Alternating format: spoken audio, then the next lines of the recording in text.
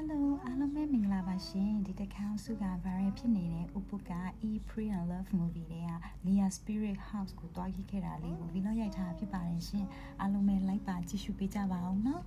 အဲ့ဒီမှာ package အမျိုးမျိုးရှိပါတယ်လက္ခဏာလည်းကြည့်ပေးတယ် Hindu traditional spiritual cleansing လုပ်တာလေးလည်းရှိရပါတော့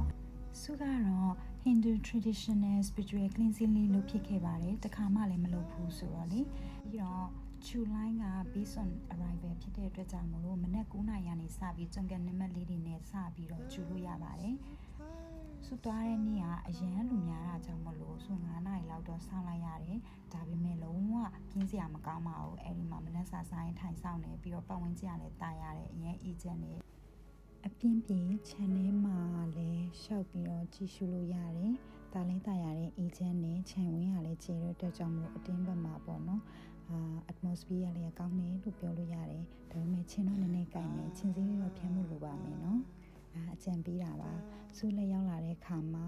spiritual cleansing တွေသူလုပ်ပေးတယ် ceremony လို့ပုံစံမျိုးပေါ့နော်။ပြီးတော့ဆူတောင်းပေးတယ်။မီးစရာရှိလည်းမီးလို့ရတယ်။ share စရာရှိလည်း share လုပ်ပေးတယ်ပေါ့။နည်းနည်းစိတ်ထဲမှာအေးချမ်းသွားတယ်။ပုံစံက healing လုပ်တဲ့ပုံစံမျိုးဖြစ်တဲ့အတွက်ကြောင့်မလို့ negative energy တွေပျောက်တယ်လို့လည်းခံစားရတယ်။တခုခု releasing လုပ်လိုက်ရတဲ့အတွက်ကြောင့်မလို့ပေါ့ပါသွားတယ်စိတ်လက်ပေါ့ပါသွားတယ်ပေါ့နော်။ဒါပေမဲ့တယောက်နဲ့တယောက်ရဲ့ယုံကြည်ချက်ချင်းယုံကြည်မှုချင်းကမတူနိုင်ဘူးပေါ့နော်။သူတို့ရဲ့ Hindu traditional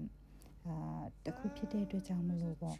စုနေနဲ့ကြည့်လို့ရှိရင်ပထမဆုံးစမ်းလုပ်ကြည့်ခြင်းတဲ့သဘောနဲ့လုပ်ခဲ့တာပါပြီးတော့ tree tattoo လို့ခေါ်တဲ့ bracelet လေးကိုလည်းသူက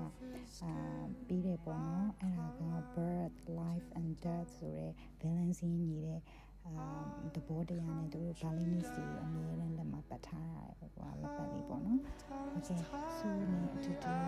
အဆုံးထိလိုက်ပါကြည့်ရှုပေးတဲ့အတွက်အားလုံးကိုကျေးဇူးတင်ပါတယ်ပြီးတော့ဒီလိုမျိုးဘာကြီးလုပ်တယ်ဘယ်တွေသွားတယ်ဆိုတာမျိုး sharing လုပ်ပေးခြင်းနဲ့ဆန္ဒနဲ့ဒီဗီဒီယိုကိုလုပ်ပြခဲ့တာပါရှင်အားလုံးပဲကျေးဇူးတင်ပါတယ်ရှင်စိတ်လက်ပေါ်ပါပြီးတော့တာယာပျော်ရွှင်စရာကောင်းတဲ့နေ့လေးဖြစ်ပါစေနော် bye